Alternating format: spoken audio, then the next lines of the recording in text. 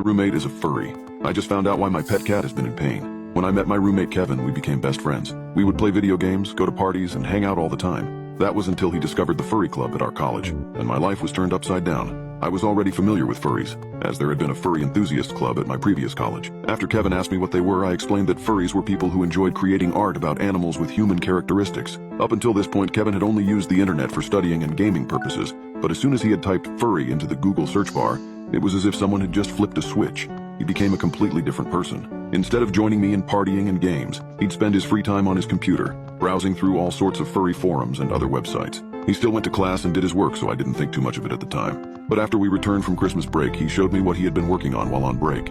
He had apparently taken up drawing and had sketchbooks filled with different horrifying types of furry characters. One such character he had drawn multiple times and explained that it was his fursona. I found the design impressive, but I was extremely thrown off the second he asked me if I was attracted to it. I immediately shut that down and told him how disgusting he was to even think about that, and he apologized, saying it was just a joke. I knew he wasn't joking. I started to get more worried when I saw his grades begin to suffer.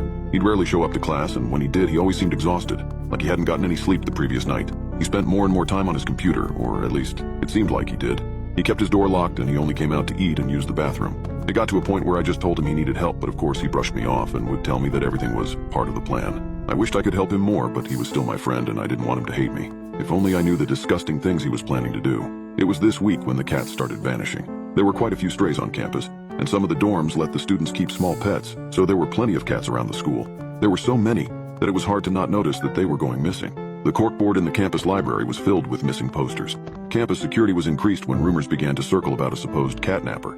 A few students claimed to see him, luring strays away with a small bag of catnip. I had a cat myself, and was starting to get worried. Originally I was scared she also might get stolen, but I was even more worried when I noticed she was acting differently. Not as a stiv, didn't walk around very much and seemed like she was in pain. I saw Kevin even less during that time. The few times I did see him, he was accompanied by a man I didn't recognize, slightly overweight, balding, and wearing glasses. Asking around, I learned he taught at the medical school nearby and was a retired surgeon. I didn't know why Kevin was hanging around a guy like that, but I convinced myself it was better not to know. I pushed any thoughts of Kevin to the back of my mind and tried to focus on my studies. By April, I had all but forgotten about Kevin. That was until I received a text. I was watching Netflix when I heard the buzz. I thought it was my phone, but noticed it was Kevin's. He'd left his phone on the counter. I had to read it. I had to know what was going on. Hello? Kevin would like you to come to the basement of the science building. The door is unlocked. I thought about ignoring it, but it was the first time I'd heard about Kevin since the beginning of the semester. I quickly typed a response. Why? Almost immediately I got a reply.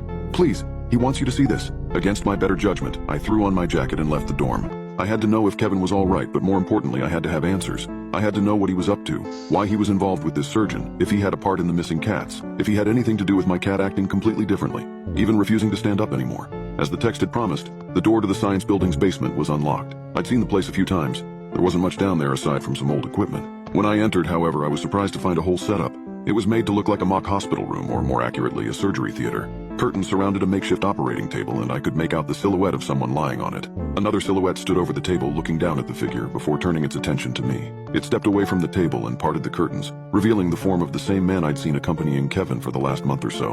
What struck me right away were his clothes. A blue operating gown stained with blood and bloody rubber gloves. It looked like he had just come from surgery. He watched me with a sad, solemn expression for a moment before I found my voice. Where's Kevin? What did you do to him? The man removed his glasses before responding. I'm sorry. Your friend is alive, but I'm sorry, I had no choice. It was either this or losing my job. He gestured to the operating table, stepping aside so I could examine it for myself. My desire for answers outweighed my anxiety, and I slowly stepped up to the curtains and pulled them apart.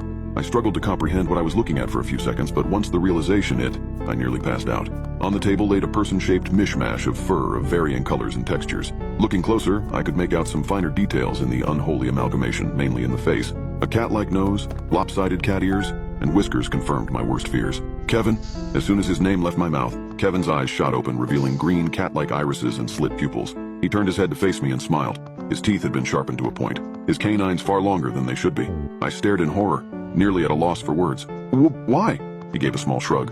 Like you said, man, fursuits are expensive, so I made my own.